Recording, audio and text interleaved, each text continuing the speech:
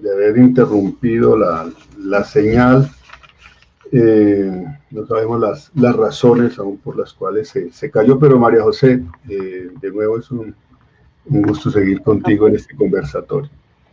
Nos estabas hablando justamente de esa experiencia, también de esos intentos legislativos de proteger los derechos de las mujeres, de que hombres no legislen sobre el cuerpo de las mujeres, sobre la autonomía de las mujeres, sobre la libertad de las mujeres.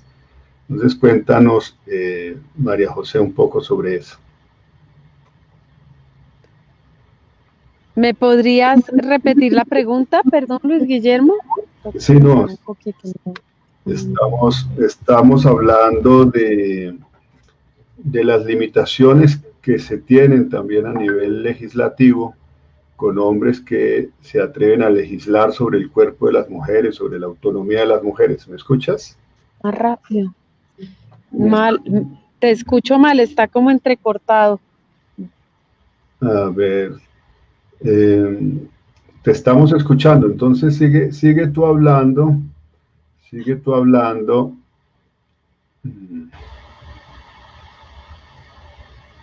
No, eso ha sido increíble. Se nos ha vuelto a caer la señal con María José Pizarro. Ahora regresa María José. Bueno, ya empezamos a retomar la señal.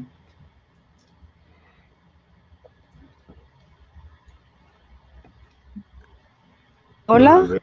Hola. Sí, de nuevo. Ahora sí. Escuchamos, sí. Ahora sí.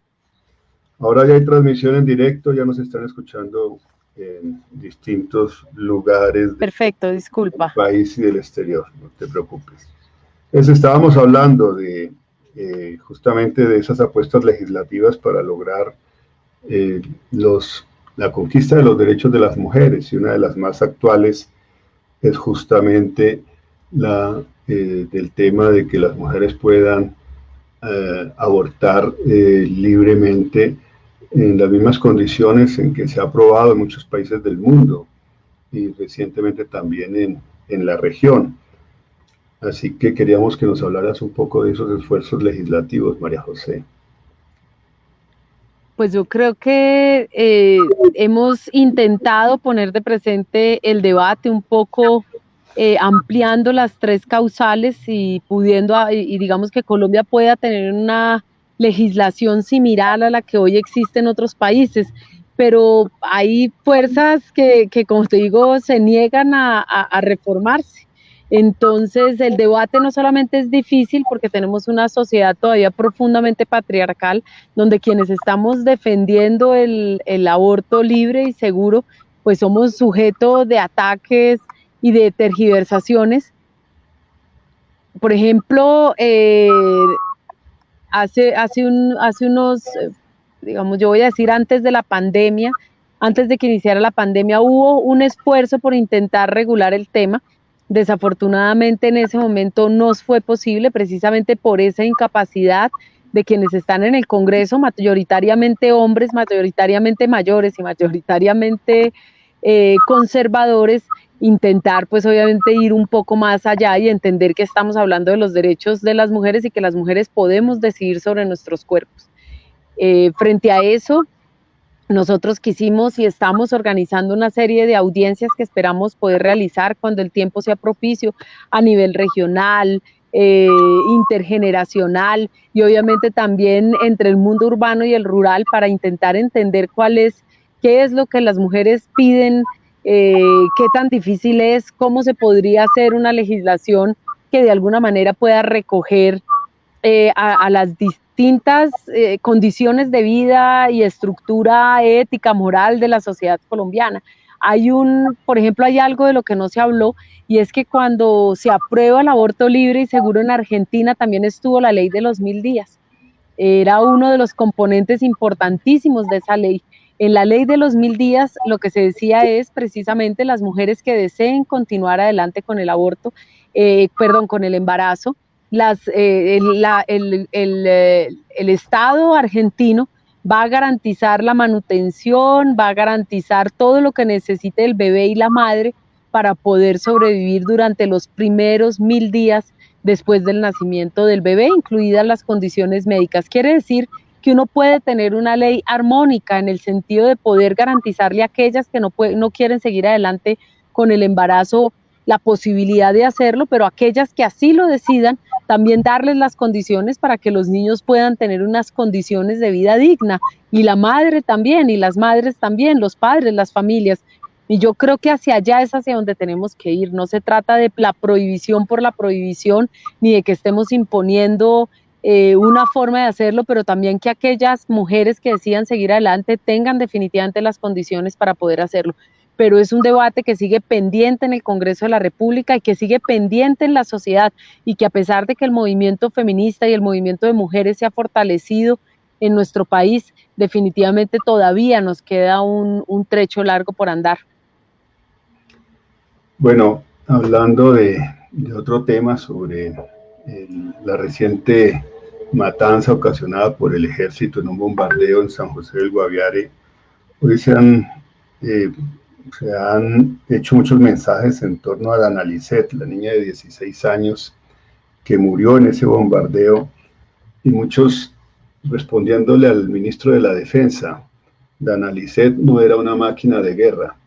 Dana Lisset estaba con su familia hasta diciembre, con sus padres, quien le permitieron ir a otro sitio con familiares para que pudiera educarse a través de internet, porque ellos no tenían acceso a internet. Aparece esta niña dentro de las víctimas de ese bombardeo. Bueno, esto hace parte también de esos estereotipos en los cuales se justifica también la violencia, los daños colaterales, como los llamó Sergio Fajardo, o los crímenes de guerra, como realmente deberían llamarse. Y pues hoy con tristeza lamentamos la muerte también de esos menores de edad. Yo recordaba, María José, que en Colombia no existe la pena de muerte desde 1910, y aquí la pena de muerte se aplica a quien se le considere un enemigo del Estado. Se le asesina, y se sigue asesinando líderes sociales, defensores, defensoras de derechos humanos. Desde la firma del acuerdo de paz, 140 lideresas, mujeres, líderes, han sido asesinadas. Es una cifra que en cualquier otro país del mundo eso causaría una conmoción mundial, pero como es Colombia, parece que aquí todo se perdona por la comunidad internacional y pasan estos crímenes casi que desapercibidos. Bueno, María José, pero hablemos bueno, María José, se nos ha perdido un momento la comunicación con María José. Bueno, mientras se restablece la comunicación, doy cifras. Se calcula que faltan aproximadamente 202 años para alcanzar la paridad económica entre hombres y mujeres. 202 años, más de 2 siglos para llegar a alcanzar la paridad económica entre hombres y mujeres. Estoy dando otra cifra mientras regresabas, María José. Se calculan que faltan 2 años para alcanzar la paridad económica entre hombres y mujeres. Pero quisiera ir a tu propia vida, a tus propias luchas, María José. Háblanos, por favor, de tu niñez, de tu juventud. ¿Cómo fue tu crecimiento? ¿Cómo fue tu vida? Pues bueno, yo nací en una familia que no es una familia común. Mis padres eran luchadores, como todas aquellas personas que nombraste, ¿no? Las cifras que presentabas hace unos momentos, personas que lucharon por construir un país diferente, un país más democrático, un país más equitativo, con justicia social. Y eso pues supuso que yo creciera pues en unas condiciones distintas. Mis padres estaban en la clandestinidad. Los primeros 3 años de mi vida los pasé visitando a mis padres en la cárcel, ¿no? Después de la tortura, mis padres ambos fueron torturados en el batallón militar de Cimitarra. De ahí fueron conducidos mi madre a la cárcel de mujeres de Bucaramanga, mi padre a la cárcel a la Picota, y esos primeros 3 años de vida pues alejada de ellos, y yo creo que los primeros recuerdos son precisamente entrando por ese corredor muy largo de la Picota, cuando pasabas por el frenocomio y tenías que caminar, que es el pabellón de los locos, ¿no? En ese momento, y tenías que caminar por la mitad porque ellos sacaban las manos intentando agarrarte. Eh, entonces creo que fue un inicio bonito en el sentido de que ellos hicieron todo lo posible para que nosotros nunca sintiéramos la prisión, ¿no? Para que entendiéramos que entonces se disfrazaban, hacían actividades, bueno, un montón de cosas. Luego se da la salida de mis padres de la cárcel con la amnistía general de Belisario de Tancur, y tuvimos unos meses de tranquilidad, vamos a decir, de poder pasar los en familia, pero se viene la decisión de mis padres de regresar a las armas, ¿no? No fue solo de mis padres, del M-19 como organización político-militar, y eso supuso que pues nuevamente tuviésemos que estar alejados, ¿no? Ellos en el Cauca, y uno pues verlos cuando se podía, ¿no? No es que tu padre llegara todos los días después de trabajar, y que tú pudieses conocer, no sé, la música que les gustaba, o la o qué comida, o cenar o desayunar. Bueno, no, esas cosas no hicieron parte de la cotidianidad de mi infancia.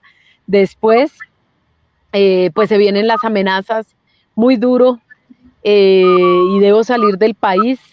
Me sacan muy rápidamente hacia España, y luego y luego viajo a Francia, y estuve 2 años exiliada política, lejos de mis padres, lejos de mi familia. Regresé en 1989, justo cuando el M-19 había secuestrado a Álvaro Gómez Hurtado, y lo que hacen es, eh, a los 15 días de haber llegado al país, ya habían policías encubiertos cerca a la casa, ya habían llamadas telefónicas diciendo que me entregaran, ¿no? Que ellos me querían, que le decían a mi madre, usted tiene algo que nosotros queremos, y ese algo era yo. Entonces ahí se toma la decisión de salir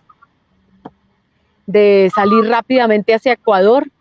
Eso se llama un desplazamiento transfronterizo, eso vine a entenderlo muchos años después, ya en el trabajo de memoria con las víctimas del exilio colombiano, y, y regresamos un año después porque mi padre iba a firmar la paz con el gobierno nacional, entonces regresamos al país. Y la paz fue dolorosa porque significó la muerte de mi padre, cuando por fin pensábamos que íbamos a poder tener una vida pues más normal, en familia. Pues a él lo asesinan 45 días después, yo tenía 12 años, y de ahí en adelante pues viene ya pues un proceso como de búsqueda, de catarsis personal, eh, nuevamente me amenazaron en el 2002, y ahí salgo del país con mi hija chiquita de 1 año y medio hacia España, Barcelona, y viví 8 años. Y allá en Barcelona, donde nada me recordaba nada, donde uno estaba viviendo pues un entorno diferente, es una sociedad distinta, empiezan un montón de preguntas, y empiezo a preguntarme por qué mi vida personal estaba ligada a la historia de este país, y arranca un proceso de memoria que duró más o menos unos 17 años, en el cual creé pues un archivo muy grande de la historia reciente de Colombia, de la historia de mi padre, de la historia del M-19, y propuse pues a la Casa América allá en Barcelona, Casa América Cataluña, hacer una exposición que me trajo de vuelta a Colombia. La tuve en el Museo Nacional de Colombia, en Cartagena, en Cali. Grabé 2 documentales, bueno, y empecé pues digamos todo ese recorrido por la memoria que finalmente me llevó a trabajar en el Centro Nacional de Memoria Histórica, una metodología que yo había construido, pues básicamente se convierte en una metodología que se podía compartir con las organizaciones de víctimas en la construcción de memoria, no solamente en Colombia, sino en el exilio, que era algo de lo que no se hablaba en ese momento, ¿no? Se hablaba de algo, se sabía de la diáspora colombiana, pero no había sido asumida como relato en la memoria histórica de nuestro país, ni tampoco en la atención a las víctimas por fuera de las fronteras colombianas. Y en ese trabajo nos encontramos, Luis Guillermo, tú y yo, en Corinto, y eso me llevó pues obviamente a empezar a contemplar la posibilidad de ir al Congreso de la República, muy temerosa al principio, creyendo que muy seguramente no era posible lograrlo. Me producía todo tipo de incertidumbres, pero bueno, al final me dejé llevar por las reflexiones, por lo que necesitaba este país, por lo que creía que podíamos aportar cuando sabíamos que tambaleaba la paz, ¿no? Después de esa pérdida del plebiscito. Y yo creo que mi generación tomó la decisión de hacer ese salto, yo una entre ellas, y bueno, creo que fui de buen recibo por parte de la gente, ¿no? Mi nombre, mi postulación, y 80.000 personas, yo incrédula, no pensé que pudiera ser posible que tanta gente pudiese apostar por uno, pues creyeron en mí, 80.000 personas me dieron este mandato que estoy ejerciendo, y bueno, ahí se da una nueva etapa de la vida, pero creo que fue una niñez y una adolescencia difíciles, solitarias, de muchas preguntas, a veces de pocas respuestas, pero el trabajo de memoria y lo que he hecho yo como mujer, como madre, y como hija, pues me ha llevado a encontrar esas respuestas, a construir un padre para guardarlo dentro de mí, a reivindicar las banderas, no solamente de mi padre, sino de mi madre, de mis padres y de mis madres, porque creo que son toda una generación de luchadores, no solamente en Colombia, sino en América Latina, que si pudiésemos contar el número de personas que fueron asesinadas, que tomaron esa opción de vida, seguramente tendríamos reflexiones muy distintas a las que nos han contado, y desde esas reflexiones levantar las banderas de una generación, pero también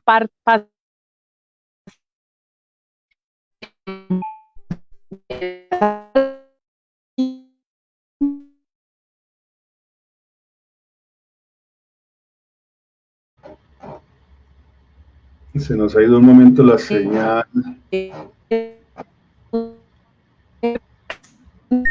Nos ha ido un momento la señal. Aló, María José. Bueno, María José. ¿Ahora? Sí, ya te volvemos a escuchar. ¿Ya? Ya. Sí. Vale. Y bueno, coger y en reflexiones propias de nuestros tiempos, pues coger esas luchas y reinterpretarlas y llevar que hoy de aquí en adelante también son nuestras luchas y son nuestras reivindicaciones, es lo que exigimos como generación, es lo que exigimos como sociedad en el siglo XXI, y entender pues también que llegan tiempos diferentes y que seguramente nuestra labor será la de abrir camino, no solamente para que lleguen muchas más mujeres, sino para que lleguen muchas más personas valiosas al ejercicio de la política y logremos eso que también lo requieren los movimientos de izquierda, que es el relevo generacional, que es ser mayorías, ¿no? Entendernos como mayorías y no como minorías, y eso implica un ejercicio muy generoso por parte de quienes estamos hoy, después de 2 años y medio yo en el ejercicio político, en el liderazgo político. Bien, María José, sí. Mencionaba, María José, un encuentro que tuvimos en Corinto, Cauca, justamente en el 2017, cuando yo hacía parte del Consejo Nacional de Paz, y ella trabajaba con el Centro Nacional de Memoria Histórica. En aquella ocasión también nos acompañaba José Antequera, hijo también de este hombre joven, José Antequera, quien fuese asesinado a sus 33 años de edad. Estamos hablando de nuestro encuentro en Corinto, María José. Yo te propuse ese día que deberías dedicarte a la política y que sin duda podrías llegar a ser una gran lideresa política en Colombia, más allá del extraordinario trabajo que estabas haciendo por la memoria. Y es difícil, ¿no?, convencer a veces a las mujeres para que participen en política. Y las mujeres, pues, obvio, no tienen las mismas facilidades que los hombres. En tu caso también, eres madre cabeza de hogar de dos chicas, una de 8 años, ¿no? Y otra de 20, María José, Así es. que hace mucho más complejo también el que las mujeres puedan enfrentarse a ese reto. Eh, bueno, pero pasaste muy rápidamente por toda la etapa de tu adolescencia, luego del exilio. ¿Qué recuerdos tienes de ese exilio que te hayan marcado, María José? Pues bueno, yo creo que son distintos exilios, porque es distinto ser exiliado cuando uno es niño a ser exiliado cuando ya eres una mujer adulta. El exilio de niño es la ausencia total. En ese tiempo no había internet, no habían videollamadas, no habían celulares. Las llamadas internacionales eran muy caras y poder hablar con mi madre, por ejemplo, que además ya no estaba en el M19 en ese momento, pues podían pasar 2 meses, 3 meses. Una carta se demoraba 3 meses en llegar, 2 meses en llegar, y eso hacía, pues digamos, que uno de niña sufriera una ausencia pues muy profunda, un dolor de verdad de sentir que estaba solo. En la adolescencia, ya en el último exilio en Barcelona, ya siendo mamá, pues las complejidades que tiene la migración, pues yo llegué sola con una niña a buscarme la vida, me tocó limpiar casas, me tocó cuidar niños, me tocó lavar baños, me tocó meserear, y rebuscármela con una niña chiquita, pues difícil para compaginar el tiempo laboral, el poder estar con la niña, el vivir siempre sin un peso, pues uno arrancado, pero el también haberme dado cuenta de que podía encontrar mecanismos para salir adelante y para sacar adelante mi familia y mi hija. Entonces, recuerdos, pues recuerdo mucho en Francia el horror que me producía el frío, ¿no? En invierno. Y entonces no me gusta nada el frío porque lo recuerdo, no fui feliz en Francia, vamos a decirlo así, a pesar de que estábamos seguros, no fui feliz. Tan es así que mi abuela llama a mi mamá y le dice: María José regresa al país. Y mi mamá le dice: no puede regresar al país porque está el secuestrado Álvaro Gómez, y si regresa la niña la matan. Y mi abuela le dijo: pues preferible feliz un día que preferible que viva feliz un día. María José se devuelve. Y esa pues es un poco como la sensación de tristeza, ¿no? De ese exilio allá. Y la segunda vez, pues ya es mucho más maduro. Yo hice mi vida allá, aprendí a hablar catalán perfecto, estudié artes plásticas, logré estudiar pues con muchas dificultades. Recuerdo mucho que me tocaba de cuidar niños en las noches y me tocaba irme con mi hija porque generaba mucha más confianza el hecho de que una mujer latina joven tuviera una niña para cuidar pues otros niños. Y entonces recuerdo que me tocaba salir a las 2, 3 de la mañana cuando llegaban los papás con mi hija alzada y caminar hasta la casa, hasta que llegaba a mi casa, o coger el metro, o lo que fuera. Y pues básicamente ella tenía que tenía ella pues que ser la niña chiquita que tocaba sacar en un cochecito, como fuera, para poder llevarla hasta la casa. Pero también fue un espacio de alegría, de mucho crecimiento. Yo creo que ahí viví el exilio de otra manera, y yo creo que me trajo a este país pues la posibilidad, también pues el vivir en familia, en poder recuperar como esa red. Yo decía: pero ¿qué hago en Europa si no he podido nunca vivir con mi mamá, y ahora que puedo vivir con ella, entonces tomo la decisión de estar lejos? No, entonces regresé también, y además que me acuerdo la última vez antes de viajar, cuando aún no había tomado la decisión de regresar, fui al cementerio y le dije a mi papá: por favor, tráeme de vuelta. Y así fue. Coincidencialmente la exposición me trajo de vuelta, la memoria me trajo de vuelta, y entendí que Colombia entraba en una nueva etapa, y que definitivamente desde el trabajo de la memoria, el movimiento nacional de víctimas, todo lo que estaba discutiéndose en ese momento en el país, pues era un buen momento para regresar, y decidí regresar, y la verdad no me arrepiento en un minuto, porque creo que el país aunque me quitó mucho, tal vez el pasado, pues yo creo que hoy me devuelve con creces en el cariño de la gente, en la posibilidad de construirme a mí misma, de aportarle al país, de estar aquí luchando por lo que creo, por lo que siento y por el futuro de mis hijas, que ellas puedan tener un país al cual regresar y por el cual a lo mejor algún día ellas también luchar. Bueno, ustedes escuchan el testimonio de María José Pizarro Rodríguez, una mujer resiliente, una mujer que ha soportado los peores escenarios también de la guerra, de la persecución, de las amenazas. Aquí hemos tenido esos testimonios de muchas otras mujeres resilientes. Pero ¿cómo se lleva eso por dentro, María José? ¿De dónde sacas la fuerza para superar esos episodios de dolor que a veces se dice, bueno, no puedo más? ¿Y cómo sigues adelante? Pues la verdad me lo he preguntado muchas veces, pero creo que pues primero amo mucho mi tierra y amo mucho mi historia y amo mucho eh, y me siento realmente comprometida. Entonces creo que uno nunca se cae del todo. Sí han habido momentos duros en los que uno ha puesto en cuestión muchas cosas, pero yo creo que la memoria realmente para mí fue una catarsis personal, fue la posibilidad de reconciliarme con este país, fue la posibilidad de reconciliarme conmigo misma, con mis padres, eh, con mi familia, con las ausencias. Y además ha sido una experiencia muy bonita porque yo fui mamá muy joven, a los 20 años, 22 años, entonces pude como que entender todo desde el lugar de los padres.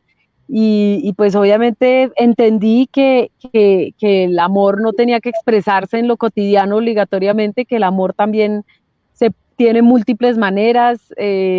Ha sido un espacio de reivindicación también, por ejemplo, el espacio de la política. Hoy llevo 25 días sin ver a mi hija porque decidí salir a hacer este recorrido por el país, porque creo que tenemos un año para poder materializar un cambio real. Yo creo en el trabajo con la gente, creo en el trabajo en los territorios, me gusta, me siento llena, me siento plena. Sé que si no vamos a ver a la gente, muy difícilmente vamos a poder animar los corazones, vamos a poder ponernos como en sintonía con los territorios. Entonces decidí salir y mientras tanto mi madre, que tiene 70, ejerce las labores del cuidado, me ha ayudado a estar con mi hija. Entonces yo creo que nos compenetramos y nos reconciliamos la una con la otra también en este ejercicio de ser madre, de ser abuela y de ser mujer, y de ser mujer en la política y de ser lideresa. Yo me siento orgullosa a pesar de cualquier otra opinión, me siento orgullosa no solamente de haber decidido lo que decidí, ojalá quienes votaron por mí se sientan orgullosos y orgullosos del trabajo que he hecho, y me siento orgullosa del haber salido hace 25 días con el equipo que me acompaña a recorrer este país, 4.400 kilómetros vamos ya, llegaré. La pandemia supuso que no pudiera ver a mi familia porque hay que cuidar también a la familia, entonces desde la política también se puede hacer en la política en un ejercicio del cuidado por la familia, por el equipo y por el país, pero definitivamente hay una responsabilidad que me dio la gente, que yo asumí, y cuando uno asume las cosas, las asume con total convicción. Entonces yo creo que la resiliencia pasa también por la capacidad de convicción y de querer profundamente lo que estás haciendo, de haberte enamorado de lo que estás haciendo. Bueno, hablemos también de la memoria de tu padre. ¿Qué es lo que rescatas como hija y hoy como política de la memoria de Carlos Pizarro León Gómez?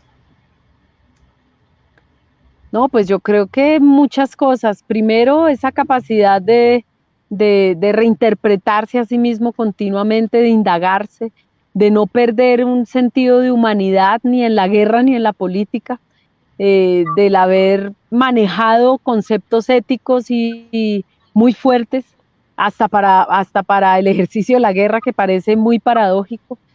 Eh, pero había humanidad y había ética y había un respeto por el adversario, había un respeto por aquel que consideras el enemigo, que eso es algo de lo que no se habla.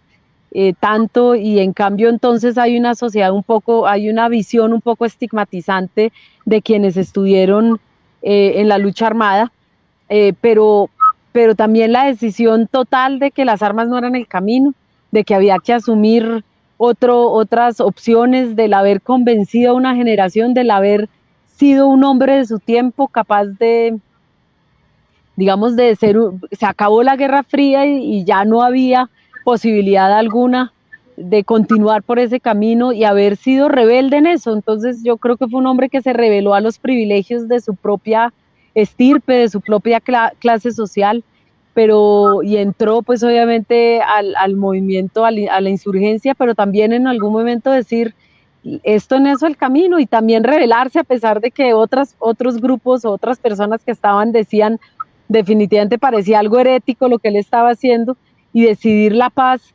Pues yo pienso que es un legado profundo no solamente para mí, sino para la sociedad colombiana. Un hombre de profundas reflexiones, de ternura, culto, en un lenguaje político completamente distinto al que nos podríamos imaginar hoy por cualquiera de las personas que hacen política, más cercano a la poesía. Yo siempre lo he comparado un poco con Don Quijote, porque siento que es un hombre con una serie de valores, de principios, en una época en la que nada de eso existía, entonces parecía un hombre a veces muy solitario, pero en cambio yo creo que le aportó a su manera muchísimo a este país, y aunque en algo se ha reivindicado su figura, de todas maneras, este país tiene que cambiar mucho para entender que en este país hay múltiples rostros y no solamente el rostro que nos venden quienes ganaron y quienes han impuesto una memoria oficial. Bien, es importante también recordar, María José, que tu abuelo, Juan Antonio Pizarro, fue almirante de la República, y es interesante de poder entender cómo los hijos de un almirante de la República llegan a convertirse en guerrilleros. ¿Qué conoces tú de la historia de tu abuelo? Pues bueno, mi abuelo fue almirante de la Marina, también fue comandante general de las Fuerzas Armadas de Colombia, es decir, el primer almirante en ser comandante general de las Fuerzas Armadas, fue delegado ante la Junta Interamericana de Defensa en Washington. Por eso mi padre creció en Washington en su infancia. Y no es solamente la historia del abuelo, ¿no? Aquí hay un linaje que mi abuela además se esforzó porque no olvidáramos. Nosotros somos descendientes en línea directa, yo en sexta generación de José Acevedo y Gómez, imagínate, el tribuno del pueblo, y podemos hacer el seguimiento del árbol genealógico para ver que también por ahí venían las ramas de la rebeldía, ¿no? Y de la libertad. Y bueno, entonces el abuelo murió muy joven, pues relativamente joven, murió cuando mi padre estaba en la cárcel. Yo no tengo recuerdos de él porque era muy chiquita cuando él murió, pero lo que he podido indagar en las bases militares, sobre todo en la base de Cartagena, donde él fue comandante de la base de Cartagena, en la base naval de Cartagena, es que fue un hombre muy ético, de un honor inquebrantable, de principios, y el recuerdo que tienen los militares que estuvieron con él en esos años es de un hombre, pues yo creo que además le legó a mi padre también una forma de ser y unos principios en la vida. Entonces yo creo que esa imagen del almirante ha regido a las generaciones hasta hoy, ¿no? Hasta la generación de mis hijas, como un hombre que a pesar de que estaba en el ejército, también pues digamos respetó las opciones de sus hijos, que tomaron algunos de ellos caminos diferentes y que se respetaron, y que también les exigió a sus hijos un comportamiento ético en la insurgencia.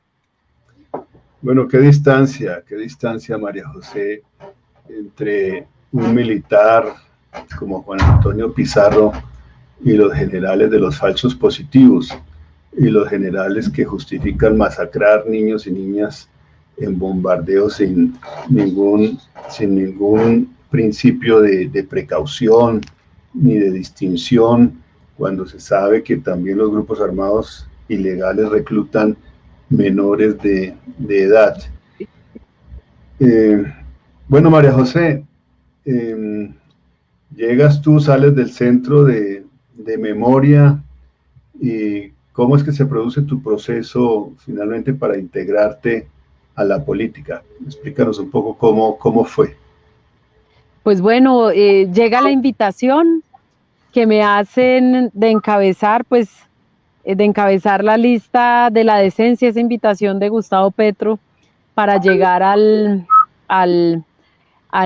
Congreso de la República, aunque tengo que decir que parte de las conversaciones contigo y de las conversaciones con Alirio, por ejemplo, fueron determinantes para que yo finalmente tomara la decisión de hacerlo.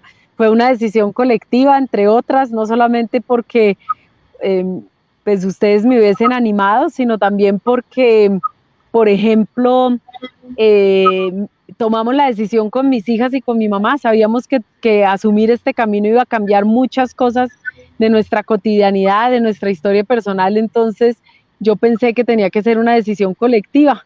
Por lo mismo que te contaba hace un momento, todo eso implica profundos cambios. Hablé con mis hijas, hablé con mi madre y decidimos las cuatro que asumíamos este camino, asumíamos porque, como te digo, las responsabilidades cambian y es una decisión colectiva. Eso hace parte del ejercicio político de las mujeres, que nunca es una decisión individual, que siempre es una decisión colectiva y por lo tanto tu forma de hacer política siempre va a ser distinta. Y bueno, acepto la invitación luego de Gustavo Petro encabezar la lista. Hice el trabajo pues, en las calles en Transmilenio con Nancy, que es mi compañera de este camino, y otra mujer que también con la que tomé la decisión colectiva de venir acá, porque también suponía seguramente para ellas y las personas que me acompañan un cambio profundo en sus vidas, y decidimos asumir este camino y creo que desde el primer momento lo hemos hecho con todo el compromiso, con toda nuestra capacidad de trabajo, nuestra entrega, aprendiendo a ser congresista, que no sabía, ¿no? Nadie me enseñó. Yo soy artista, vengo de otra forma de pensarme el mundo, pero también pudiendo aplicar al ejercicio de la política lo que significa una formación y una concepción desde las artes y desde la cultura. Y hoy entiendo el enorme potencial de que mujeres como yo y que artistas como yo estemos en el Congreso de la República, porque definitivamente poner improntas diferentes en el ejercicio de la política. Es una forma de hacerlo, una forma diferente, a veces más irreverente, a veces además ir cogiendo el tono, ¿no? El hablar, el entender cuál es tu propio tono, cuál es tu propia voz, hacia dónde quieres ir, cuál es tu proyección, y todo eso no se aprende, no te lo enseñan en una universidad, no te lo enseñan en un curso de formación política, eso te lo enseña la vida y te lo enseña el caminar en este ejercicio político.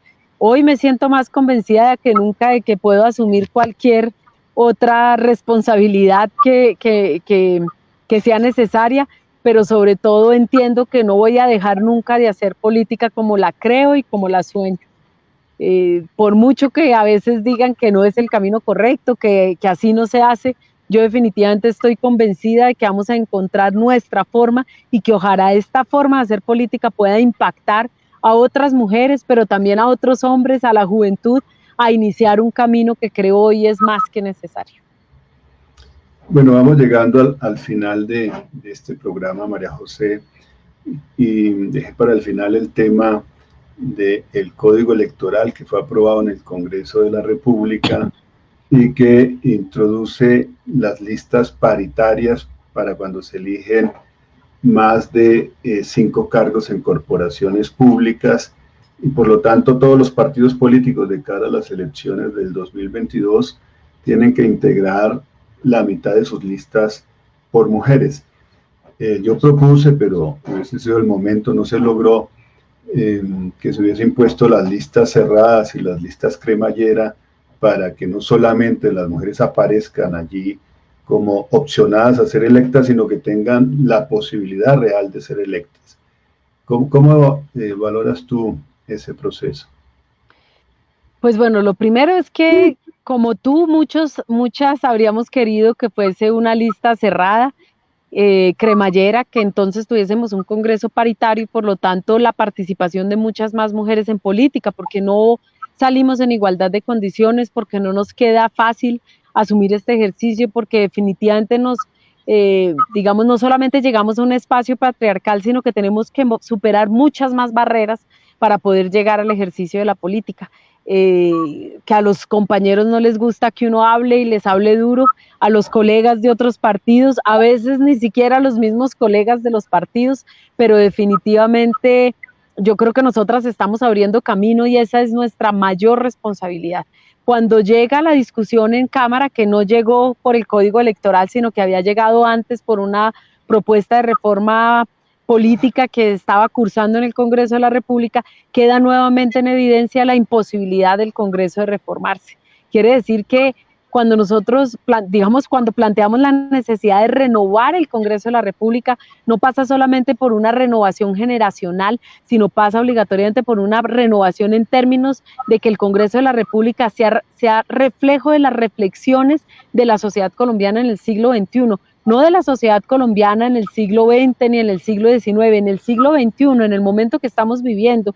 Y hoy las reflexiones de Colombia pasan por ese tipo de planteamientos, por si el Congreso tiene que ser paritario, por si realmente las mujeres que están en el Congreso legislan en favor de las mujeres, por si realmente al interior de los partidos políticos y de las fuerzas políticas se reconoce el liderazgo político de las mujeres, se les impulsa a continuar, se fortalece el liderazgo y además se les hace el camino más fácil, o si es una competencia desigual en las cuales nosotras tenemos que pelear contra viento y marea para convencer a todo el mundo constantemente de que somos valiosas, de que podemos, de que nuestra forma de hacer política, aunque es distinta, debe ser reconocida y es además muy potente. Entonces yo creo que estamos en ese debate, que no es un debate del Consejo Nacional Electoral solamente, que no es un debate del Congreso de la República solamente, que es un debate de la sociedad, no solamente de la sociedad colombiana, de la sociedad latinoamericana y de la sociedad mundial. Bueno, efectivamente, María José, es un enorme reto y tenemos que lograrlo, tenemos que lograr una participación creciente de las mujeres en la política, que puedan apropiarse de la democracia y que tengan las garantías necesarias para que todas las fuerzas políticas, sin distinción, creen internamente las condiciones para hacer esto posible. El Consejo Nacional Electoral destina una parte de los recursos de financiación de los partidos a la formación política de las mujeres, pero nos hemos encontrado informes de gastos de los partidos donde mencionan cuánto se gastaron en el Día de la Madre o cuánto se gastaron en flores en el Día de la Mujer o cosas de esa naturaleza que no tienen nada que ver con el objetivo de contribuir a para formar a las mujeres para que no hagan parte de listas en las que no van a ser elegidas. María José, nos has dejado esta tarde-noche un testimonio impresionante de valor, de inteligencia natural, de unos genes fantásticos y ten la certeza de que pues siempre estaremos acompañando a mujeres como tú para que contribuyan a la transformación profunda de la humanidad y a la transformación profunda de Colombia. Muchísimas gracias, María José, por habernos acompañado. Este testimonio hará parte de un libro que ya empezamos a editar con los testimonios anteriores y este conversatorio con María José también quedará disponible para que sea compartido en todas las redes con las personas que no pudieron seguir en directo esta transmisión. Muchísimas gracias, María José. Un gran abrazo para ti, para tu tele, para toda tu gente, toda tu familia. Para ti, Luis Guillermo, como siempre, gracias por el espacio, a todas las personas que nos siguieron en redes sociales y a quienes verán este programa más adelante. De verdad, un fuerte abrazo. Ojalá logremos desde esta experiencia inspirarles y, por supuesto, siempre estaremos aquí de frente poniéndole el pecho al viento para transformar este país. De verdad, muchas gracias. Un abrazo inmenso para ti. Bueno, y agradecemos también a todas las personas que nos han seguido desde distintos lugares del país y del mundo. Fueron apareciendo los nombres allí en la pantalla con saludos de admiración y de cariño para ti. Gracias a todas estas personas que nos acompañan y que también transmiten con su energía la reproducción de estos esfuerzos de transformación de Colombia. Un gran abrazo, María José, un gran abrazo para todas y todos ustedes.